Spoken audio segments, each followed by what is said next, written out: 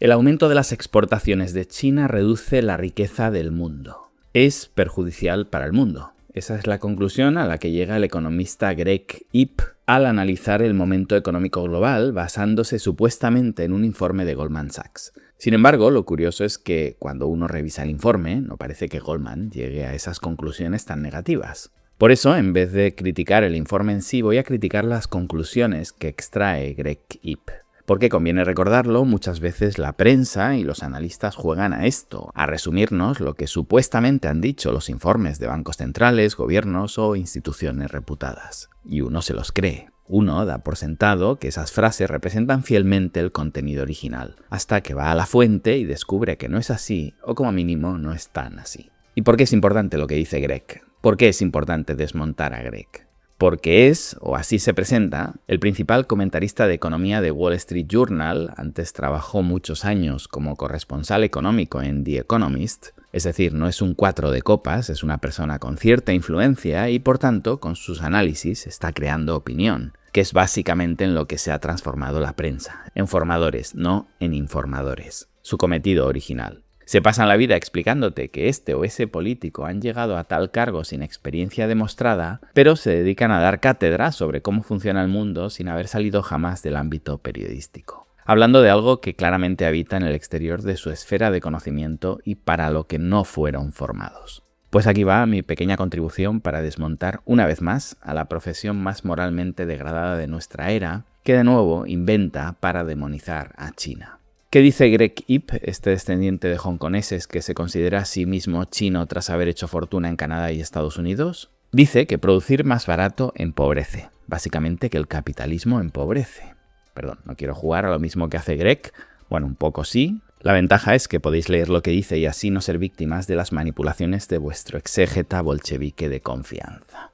Greg dice, un informe fascinante e importante de Goldman Sachs. Han mejorado sus previsiones de PIB a largo plazo para China debido al aumento de las exportaciones, pero consideran que esto reduce, en lugar de aumentar, el PIB del resto del mundo. La sustitución de la producción nacional por parte de China anula cualquier beneficio derivado de los productos más baratos. Es decir, hemos pasado de tener que refutar a mamíferos que creen que la economía es un juego de suma cero para ahora tener que refutar a otro tipo de bípedos con aparentemente capacidad cognitiva que se excitan evocando que la economía del mundo no puede ser ni siquiera un juego de suma cero, sino un juego con resultado negativo. Y no hablamos de una guerra, de una pandemia, de impacto de un meteorito o de destrucción de capital anecdótica, no. Hablamos de comercio voluntario entre dos partes sostenido en el tiempo que, según Greg, empobrece a la suma de la riqueza final de ambos participantes. El Nobel que tanto se auto-otorgaría Javier Gerardo, yo se lo daría al amigo Greg Ip, por haber redescubierto principios básicos que parecían inamovibles en economía. Y ciertamente la ciencia no son las tablas de la ley de Moisés. Hay más creyentes que pensantes porque creer es más sencillo, requiere menos energía cerebral. La ciencia de hoy será refutada mañana, o al menos eso es lo que ha ido sucediendo con afirmaciones que creíamos inamovibles hace algunos siglos. Nullius in verba, que decían los latinos, los que cantan reggaetón no, los otros, los que perseguían el conocimiento, todo es discutible. Más aún la ciencia económica, que de ciencia tiene poco. Pero quizá por mi sesgo le he dedicado una vida a refutar las tonterías que se dicen sobre China, acostumbra a ser un red flag en toda regla, cuando esta refutación científica sobre hechos comúnmente aceptados durante décadas, sino siglos, en todos y cada uno de los rincones de la Tierra,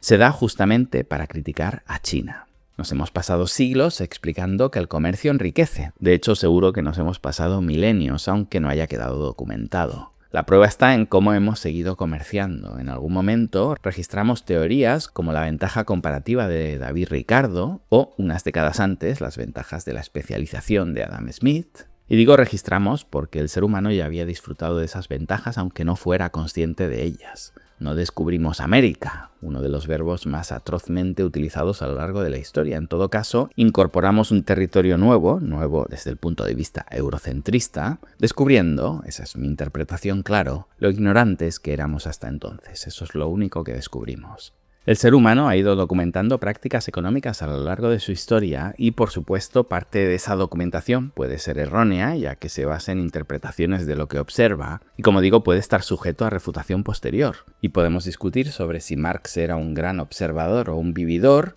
Si Keynes sabía algo de economía, 30 tomos tiene su obra, o cuándo lo sabía, porque no es lo mismo, imagino, cuando empezó a escribir el primero que el último, pero entiendo que para poner en duda los beneficios de la especialización o la ventaja comparativa, necesitaríamos algo más que un currículum periodístico y un enfoque interesado sobre un informe de Goldman Sachs. Es curioso cómo nos pasamos décadas diciéndole a la Unión Soviética y a China que se abrieran al mundo, que dejaran a sus ciudadanos comerciar, que el Estado se quitara de en medio y se dedicara a arbitrar, que si incentivaban la ambición individual, el colectivo se vería beneficiado, que si permitían disfrutar del beneficio del fruto del propio trabajo, las sociedades iban a ser tremendamente más productivas, que enriquecerse no era perverso, lo perverso era empobrecerse, matar de hambre a tus propios ciudadanos pensando que puedes dirigir la economía desde un sillón omnipotente. Y durante décadas no se llegó a ningún consenso y ciertas economías prosperaban y las otras se empobrecían dramáticamente. Y por fin llega Deng Xiaoping y estudia cómo lo hacían en Reino Unido, en Estados Unidos, cómo lo hacía Singapur, y da un cambio de 180 grados en la política económica, liberaliza, privatiza empresas estatales y permite que los agricultores comercien sus bienes en libertad de mercado, crea zonas libres de impuestos para atraer al capitalismo, restringe los derechos de los trabajadores a prácticamente cero, que sea el mercado quien ordene esos derechos,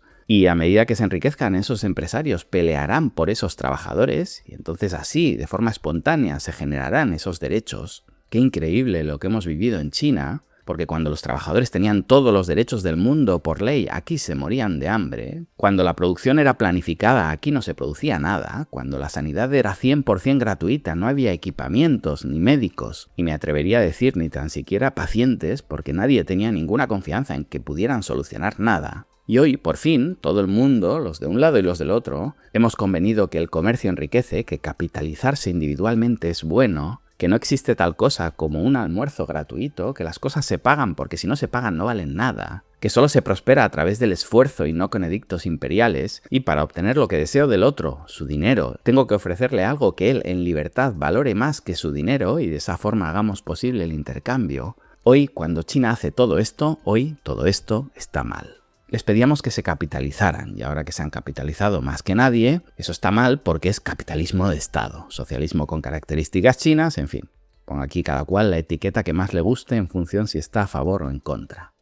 Es más sencillo que todo esto. Los chinos no han inventado ningún modelo económico. El tema es que los han probado todos y se han ido quedando con lo que mejor funcionaba.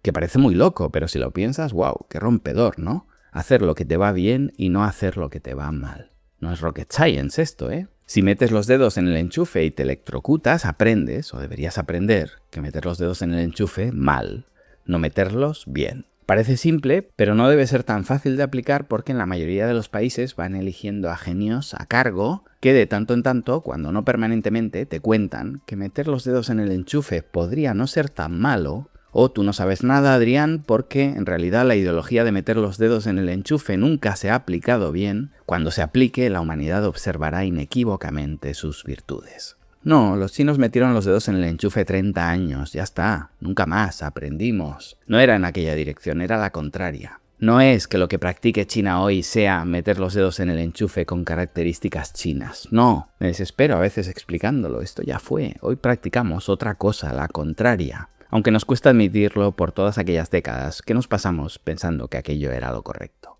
Hoy nos hemos dado cuenta que si en lugar de enchufar a nuestros hijos en el enchufe por edicto imperial dejamos que en cada casa, cada cual, enchufe lo que crea necesario, de repente hemos iluminado este país. Y siguiendo, si queréis, con la metáfora, hoy tenemos lavadoras, tenemos neveras, tenemos placas solares, coches eléctricos y baterías, y no solo las tenemos, sino que dominamos esos sectores, no solo siendo el país más importante del planeta, sino siendo más importantes que todo el resto del planeta combinado. Hemos crecido a niveles impensables y hemos comerciado con el mundo como nunca nadie antes podía haber llegado a imaginar. Y de repente llega Greg Ip y te dice que esto es malo para el mundo, que es mejor encerrarse, ponerle aranceles a los productos chinos, que lo que era correcto era volvernos autarquías, que no se importe ni un tornillo, que diría Cristina Kirchner. Bueno, y te lo dice Trump, y te lo dicen un montón de mis seguidores, que todavía creen que China se enriqueció gracias a los aranceles. Publicaba Rayo hace unos días un tuit acerca del arancel medio chino desde 1978, desde su apertura al capitalismo para refutar a Garzón. Ver para creer. Le envié mi libro a Rayo, no me ha dicho nada, pero parece que se lo ha leído. En su día le invité a venir a China y ver esto con sus propios ojos. No va a hacer falta quizá, ha cambiado de camello y ahora parece que por fin consume de la buena. El problema ahora lo tengo con los garzones, que siguen hablando de China desde la más absoluta ignorancia. Como siempre, después de discutir que los aranceles en China están altos y cuando les demuestras que no, que están bajos, su respuesta, no os preocupéis, he vivido 1000 veces la misma discusión, una vez les demuestras que están bajos, su siguiente línea en el argumentario es, pero estaban altos cuando se enriquecieron, los países se enriquecen y luego bajan los aranceles, pues no. Una vez más, he tenido que colocar la gráfica de los aranceles en pequeñito para que no se salga el PIB por la estratosfera, pero cuando agregamos PIB, el cuadrado de los años, claramente vemos cómo crece a medida que van descendiendo los aranceles. Y podríamos cuadrarlo también con la privatización de empresas públicas ineficientes. Es decir, bajar los aranceles ayuda, pero solo cuando llegan a en torno a un 10% es cuando el PIB de China despega como un cohete. Todo el tiempo anterior es tiempo perdido. Obviamente no pudieron hacerlo más rápido, bastante rápido fueron. Hicieron lo que pudieron teniendo en cuenta que venían del comunismo más devastador de la izquierda, pero la gráfica es reveladora. Y de que tenían que pelear contra sus propios garzones que les decían que los aranceles eran buenos. Pero ahora estos mismos te dicen que ahora sí está bien bajarlos en China. En sus países no los bajarían jamás. La gráfica es muy reveladora para quien quiera, para quien pueda cambiar de opinión. No todo el mundo es capaz. Pero dejemos a los comunistas que creen que China funciona gracias al comunismo. Me preocupan más los capitalistas como Greg, que ahora que no les va bien dicen que el mundo va mal por culpa del capitalismo.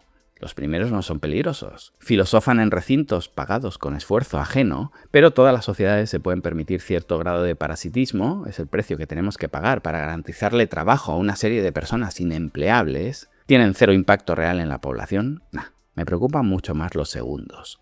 Los Gregs, los Rayos, cuando titulan en sus vídeos China en crisis, porque esta gente mueve la aguja. A esta gente los escuchan personas que toman decisiones, a los otros los escuchan en Venezuela y en 3 lugares más. Que un comunista te diga que la bolsa en China no es para invertir porque el gobierno chino no va a dejar que te quedes los beneficios porque es un país comunista y no sé qué más, me preocupa cero. A esta gente no los escucha nadie. O los escuchan niños con el puño alzado y poco más. Pero nadie toma decisiones en base a lo que les dice gente así, que no sabe de lo que habla. No le van a cambiar la vida a nadie. Me preocupan los tipos como Greg porque pensaban que el capitalismo era lo correcto, pero ahora que los chinos lo practican más y mejor, empiezan a ponerlo en duda. Los tramposos que ahora te dicen que hay que aislarse del mundo, en el fondo creo que saben que lo que defienden está mal, creo que no tratan de poner en duda la división del trabajo ni la ventaja comparativa, solo tratan de poner en duda a China. Porque en esto coinciden ambos grupos. Unos te dicen que no inviertas en China porque es comunista, y aquí los empresarios no quieren ganar dinero, quieren pagar más impuestos y te lo dicen orgullosos. Y los otros te dicen lo mismo de otra manera, que es un infierno comunista y que mejor que no inviertas porque después te expropiarán. Pero ¿cuál es el último ejemplo de expropiación en China que deben tener en la cabeza? Me refiero a intentos como TikTok en Estados Unidos, Nexperia en Países Bajos o Vicentín en Argentina. Es que los que expropian son los occidentales. Aquí no vivimos nada de todo eso que te cuentan unos y otros, los que critican a China o los que la alaban por las razones equivocadas. Greg va más allá y explica la realidad emocionado, excitado diría, como si el aumento de las exportaciones chinas fuera un golpe directo a la riqueza global, como si cada producto chino que compramos hiciera al mundo un poco más pobre. No, caballeros, China exporta más porque el resto del mundo crece y demanda más bienes. Y exporta aún más porque produce bienes de mejor calidad, de mejor precio o una mezcla de ambos. Esto no empobrece a nadie, abarata y mejora la vida de todos en agregado. Obviamente, si yo produzco mejores cafés y hago quebrar a la cafetería de al lado, he mejorado la vida de todos, excepto la del dueño de la cafetería ineficiente que estaba sirviendo veneno para un pésimo café. Y está bien que esa cafetería muera y que ese dueño se dedique a otra cosa. Es el capitalismo, amigos. Las buenas ideas se quedan y las malas desaparecen. Ustedes lo inventaron. Simplemente ahora lo aplicamos mejor desde China. Dedíquense a otra cosa. Habían vivido en un mundo fabuloso donde nadie era capaz de competir y cuando alguien lo hacía lo llenaban de bombas. De repente se ven obligados a convivir en un panorama nuevo. El país que me destroza económicamente y que muestra toda mi incompetencia no es bombardeable. Too big to be invaded. La forma en la que convertí en hashtag la impotencia occidental. Lo siento chicos, se nos ha ido de las manos. Pero no es cierto que el mundo vaya peor. Vosotros vais a peor. Porque no teníais una economía que se sostuviera gracias a hacerlo mejor. La sosteníais con la retórica de Hollywood, comprando periodistas, la sosteníais con subvenciones, como en la agricultura. con un gasto estatal elefantiásico, con regulaciones inacabables, una industria del juicio absurdamente elevada, una deuda que debería haberos hecho quebrar ya 50 veces, el privilegio exorbitante, eso de que podáis imprimir dólares infinitos y no os genere inflación porque el resto del mundo lo atesora en sus cajas fuertes y lo saca del circuito, todo eso ha terminado. Y ha terminado también esa superioridad militar que os permitía arrasar a todo el que dijera que todo lo anterior había terminado. Por eso ha terminado. La idea de que las exportaciones chinas quitan crecimiento al resto del mundo es un error de concepto. Es analizar el comercio como si fuera un juego de suma cero, o peor aún, negativo, como si lo que gana un país lo perdiera otro, o como digo, que la suma de ambos diera un número negativo. El capitalismo no funciona así. Si un país produce con más eficiencia, los demás importan más de ese país porque les compensa. Punto. Importar bienes más baratos no destruye tu economía. Libera recursos, aumenta tu renta real y te permite dedicar tiempo, capital y talento a sectores donde eres más productivo. Paréntesis aquí, lo que hace Milei en Argentina es una salvajada, que quiebre quien tenga que quebrar por ineficiente, pero lo que no puedes hacer es abrir a productos chinos o de cualquier otro lugar un país con las tasas impositivas más altas del mundo. Esto está siendo una masacre. Y no es culpa de China, pasaría lo mismo con productos camboyanos, tailandeses, indonesios o de cualquier otro lugar de Latinoamérica. Competir sí, pero no le ates una mano a la espalda a tus ciudadanos porque entonces no va a quedar ni uno vivo. Claro, el problema es que si no llegan los productos chinos más baratos le sube la inflación y si baja impuestos y tiene que emitir le sube la inflación. Con lo que en su mente monocultivo antiinflación lo va a destruir todo. No es eso lo que propongo, no es lo que propone China. China no arrasa por dumping, como te cuentan algunos que todavía no entienden nada. El problema no es que China sea un paraíso empresarial, te lo conté en un vídeo anterior. El problema es que tu país es un infierno empresarial. Competir en igualdad de condiciones, tan simple como eso. Y si no servís para fabricar coches en Tierra de Fuego, porque estos salen al triple del precio de mercado, dedicaos a otra cosa. Otro tema es que no sirváis para nada. Ese sería otro debate al que me opondría, claramente. En cualquier caso, sería un debate en el que podríamos, de una maldita vez, dejar a China a un lado y analizar nuestras carencias sin echarle la culpa al resto.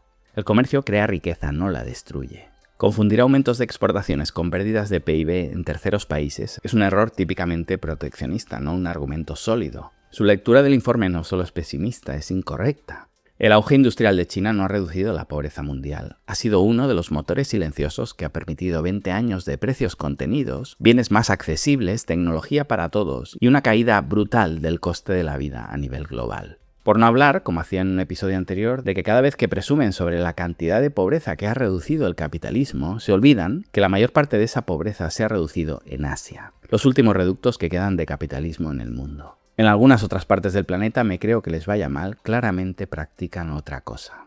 Al final de su hilo, corto, manipulado y no demasiado profundo, Greg invita a Estados Unidos a aprovechar una especie de coalición contra China para aislarla. Este hombre se debe creer que está inventando el agua tibia.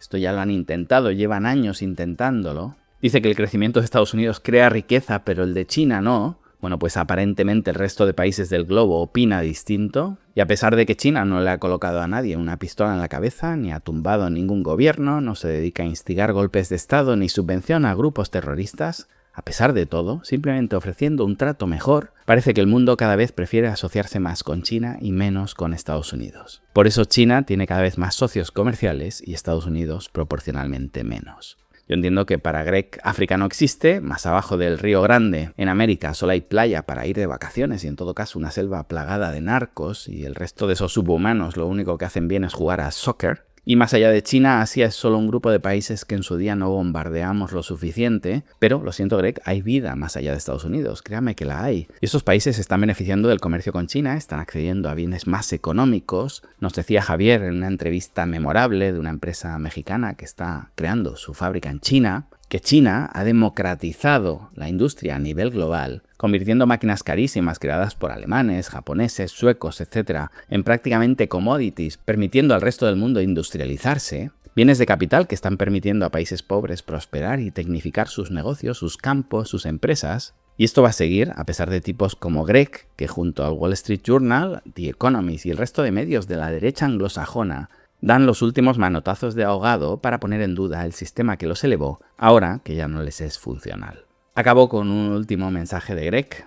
La idea de la doble circulación de Xi es hacer que el mundo dependa más de la cadena de suministro industrial china, mientras China se vuelve autosuficiente. es decir, comprando menos al resto del mundo.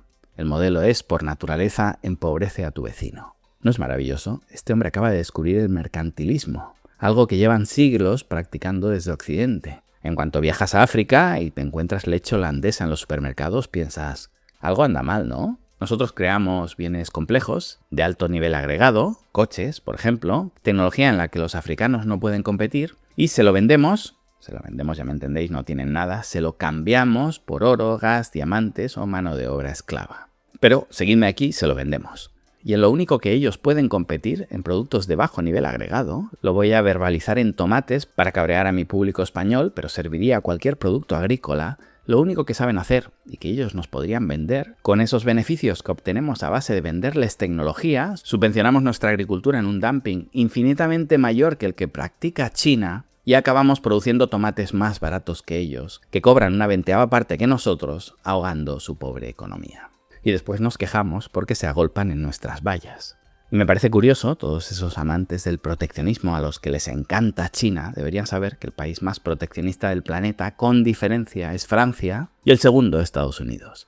Si adoran el proteccionismo y odian el libre mercado, por favor, diríjanse allá, tienen el punto de mira desviado. Y ahora lo que nos dice Greg, después de décadas, siglos de mercantilismo que ha mantenido pobre a África, a Asia y a Latinoamérica, nos dice que le preocupan mucho a los pobres del mundo porque China les está vendiendo autos baratos, smartphones al alcance de todo el mundo, les fabrica puentes y vías de tren a precios ridículos y todo esto es malo para África. Bueno, pues como vimos en el episodio sobre la pobreza, el sureste asiático, influenciado por China, el que más debería sufrir a China, está abandonando la miseria a toda velocidad.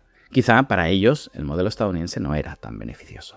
Estoy seguro que poco a poco vamos a ver a diferentes países prosperando. Me sorprende cómo la mayoría de mis clientes de Latinoamérica, antes de conocerme, se abastecían de productos chinos a través de intermediarios en Miami. Siguen comprando productos y, lo peor, ideas de segunda mano. Todavía viven en un mundo donde para arriesgarse a traer algo primero tienen que verlo funcionando en Estados Unidos. Esto tenía sentido cuando las ideas salían de allí, pero la costumbre, nuestros músculos oxidados, sesgo de statu quo, nos impiden ver que ya no es necesario pasar por Estados Unidos o por empresas españolas. Increíble también la influencia española en Latinoamérica, no necesitan comprar ideas de segunda mano. Y en cuanto eliminen al intermediario, en cuanto se libren de la propaganda de tipos como Greg, que es lo último que le queda a Occidente, el control de la narrativa, iba a decir el periodismo pro-estadounidense, pero en realidad es periodismo pro-miseria. En cuanto se libren de todo esto y dejen que sus ciudadanos comercien en libertad, uno tras otro, todos esos países de Asia, África y Latinoamérica salen del agujero en el que les metimos. Dicen que todos llevamos todo el conocimiento humano en nuestro bolsillo, en nuestro celular. Por suerte, gracias a los chinos, cada vez ese celular está en manos de más y más personas, por bajo que sea su poder adquisitivo. Le doy una década más como mucho a The Economist, Wall Street Journal y compañía para seguir influenciándonos a este nivel. En China sus equivalentes son medios irrelevantes que nadie toma en cuenta ya en sus procesos decisorios diarios. En eso también vivimos ya en el futuro. A tipos como Greg Ip, al periodismo occidental, le pronostico un final muy parecido. No van a morir, no, al menos no todos. Va a ser peor, se van a quedar zombificados en una irrelevancia y se les mantendrá desde el Estado, ya viven de subvenciones, como algo folclórico, turístico, como Alcatraz, el cambio de guardia del Palacio de Buckingham o las minas de Potosí. Mirad, esto fue The Economist, un antiguo oficio basado en la propagación de noticias que poco a poco se fue deteriorando hasta su final a mediados del siglo XXI, donde ya, dominados por una cúpula de eunucos al servicio del Estado, dejaron de transmitir noticias y se convirtieron en un brazo estatal más. Ya nadie les creía, pero daba pena cerrarlos, así que subimos un poquito más los impuestos y decidimos mantener viva la institución. Y como esto, con un montón de sectores ineficientes. Así empezó la renta básica que ahora disfrutamos, que nos da para el alquiler, la luz, la conexión a internet y el metaverso en el que vivimos la mayor parte de nuestro tiempo, un lugar maravilloso en el que somos guapos, conducimos coches de lujo, modelos despampanantes caen rendidas a nuestros pies y China no domina el planeta. Perdonad que os amargue ya el año entrante, pero si no lo soltaba me lo hacía encima. Tenemos claro hacia dónde vamos, ¿no? Y esto no es culpa de China, sino de nuestra complacencia, ¿no? Pues aceleremos. Es lo que debe pensar Greg, ¿para qué dejarle un mundo de mierda a mis hijos cuando apretando un poquito más puedo llegar a disfrutarlo yo mismo? Nada más. Os dejo hoy con un proverbio chino. Yu gai ni chang. Cuanto más intentas taparlo, más evidente se hace. Que paséis una feliz semana. Y si queréis saber más sobre las cosas que pasan en el lugar donde pasan las cosas, suscribíos a este canal, activad la campanita sobre todo, porque ya sabéis que YouTube intentará por todos los medios no recomendaros mis vídeos. También podéis comprar mi libro, 21 claves para entender China en el siglo XXI, o ya para un nivel más avanzado podéis uniros a mis viajes que realizo con emprendedores para enseñarles China como nunca nadie antes se lo había contado.